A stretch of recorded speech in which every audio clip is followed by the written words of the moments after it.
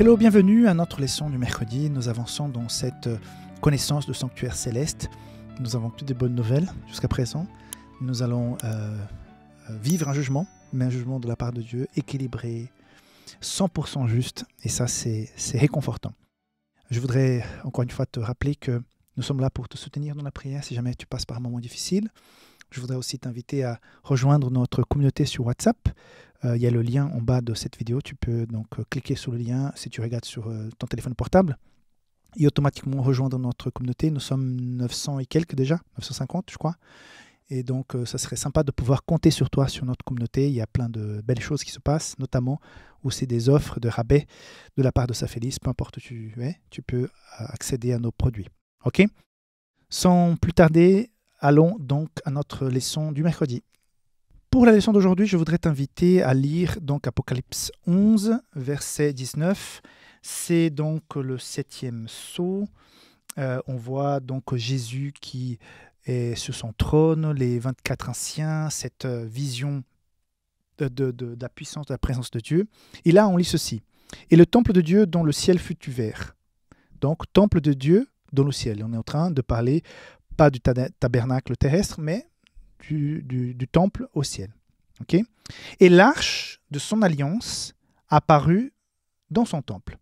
Alors, pour voir l'arche de l'alliance, c'est-à-dire que nous sommes dans un jour de Yom Kippour parce que le rideau est ouvert et on peut voir l'arche de l'alliance parce que normalement, c'est seulement une fois par année que le grand sacrificateur pouvait rentrer et voir l'arche de l'alliance. Donc, c'est un jour spécial.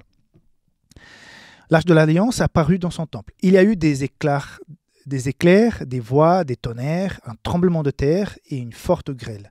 Donc des événements liés à la nature, Dieu créateur, quand il se manifeste, il y a la nature qui s'agite. Donc, qu'est-ce qu'on voit au centre de ce temple céleste, le sanctuaire céleste ? On voit l'arche de l'Alliance.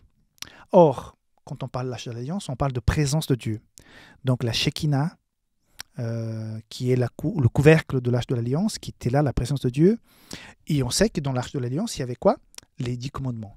Les 10 commandements, ce sont les valeurs que Dieu nous a laissées pour vivre une vie sainte. Sainte, ça ne veut pas dire parfaite, tu as bien compris. Hein ? Donc, sur quoi se base un jugement ? On ne peut pas être jugé pour des gens qui ont simplement des opinions. Imagine-toi que les gens se réunissent, disent bon, on va faire un jugement sur telle personne. Alors, on va juger sur quoi ? Sur nos impressions.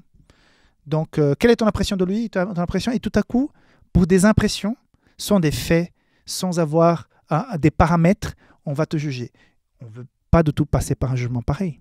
Parfois, ça arrive, même au sein de l'Église, qu'on commence à te juger sans te connaître, sans connaître la situation, les tenants, les aboutissants, les conséquences, les pourquoi et les comment.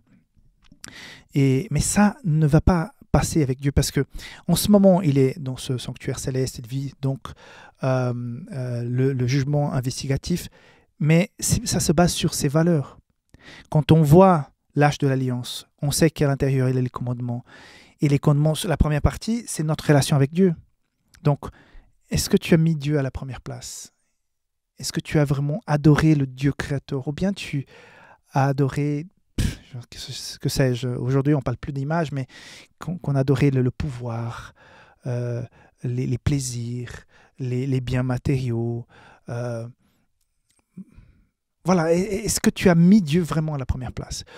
Est-ce que tu étais engagé avec le Seigneur ? Est-ce que tu respectais, tu honorais son nom ? Est-ce que Dieu était vraiment important, le premier dans ta vie, au point que tu respectais sa présence, son nom, sa personne ? Est-ce que tu avais cette rencontre, cette alliance, ce pacte avec le Seigneur de prendre un temps, un jour par semaine, pour passer du temps avec lui, soit seul, soit en famille, mais que tu te consacrais davantage en disant « Seigneur, ce jour t'appartient, ce jour est pour toi, Seigneur, je t'appartiens ». Donc, on voit dans cette première partie cette relation avec le Seigneur. Et dans la deuxième partie, la relation les uns avec les autres. Est-ce que j'étais honnête ? Est-ce que j'ai pas triché, j'ai pas menti, j'ai pas tué, j'ai pas volé, j'ai pas trahi. Les relations interpersonnelles. Donc, si je vis selon les valeurs de Dieu, comme je dis hier, on n'a pas à craindre le jugement de Dieu. Tout simplement, j'ai décidé de vivre sur les valeurs de Dieu. Je peux fauter parfois, je peux commettre des erreurs, mais Voilà les valeurs de Dieu. Et ça, c'est la base non seulement des 10 commandements qui sont dans l'Exode 20, mais qui sont parsemés dans toute la Bible. Si je vis les valeurs de la parole de Dieu, les commandements ne sont pas des règles, ce sont des valeurs, c'est beaucoup plus profond. Quand on dit tu ne vas pas apporter un faux jugement, c'est-à-dire tu vas vivre dans la vérité. Donc ça va plus loin, ça va au-delà de ne pas dire un mensonge, ça va bien au-delà, c'est vivre dans la vérité. C'est beaucoup plus profond dans tes relations, dans tes négoces, dans tes relations professionnelles, tu vivras sur ces valeurs. Donc quand on a ça, on n'a pas à craindre. Et la leçon nous dit qu'au cœur du jugement de Dieu, au cœur dans ce sanctuaire céleste, au cœur de cette décision qui sera prise par rapport à notre personne, il faut tout simplement vivre selon les valeurs de Dieu. Il faut pas craindre. Donc, soyons dans la sécurité, dans l'allégresse, dans la paix. Le Seigneur va me juger, comme on en a vu hier, et le Seigneur va se baser sur quelque chose de très noble, de très accessible. Parce que toute personne, peu importe ses origines, peu importe où elle vit, si c'est un homme, une femme, si c'est pauvre, si c'est riche, s'il a beaucoup de connaissances, ou pas du tout, peu importe, c'est notre cœur et notre vécu avec les valeurs de Dieu qui feront toute la différence.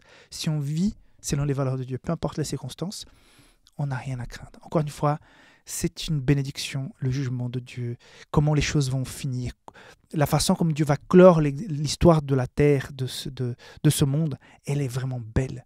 Elle est pleine de sagesse, d'amour et de justice. Parce que je veux vivre dans une nouvelle terre où il n'y aura pas de péché, pas de mal. Je ne veux plus de ça. Plus du tout. Donc, et Dieu a fait les choses de façon à nous débarrasser du péché de la façon la plus juste, équilibrée possible. En laissant la liberté à chacun et en nous jugeant sur la base des valeurs nobles, des valeurs accessibles, qu'on peut les vivre. Personne ne peut nous voler notre désir, notre décision de vivre selon les valeurs de Dieu. Et ça, c'est vraiment réconfortant. Que Dieu puisse t'inspirer. Nous sommes en train d'aller vers la vie éternelle, mon cher, ma chère. Ça vaut vraiment la peine. Gardons cette relation avec le Seigneur. Vivons selon ses valeurs. Et si tu commets des fautes, si tu tombes parfois, rattrape la main du Seigneur, relève-toi le plus vite possible et on y va de l'avant. C'est ça qui compte. Que Dieu te bénisse. On se voit demain. Bye bye.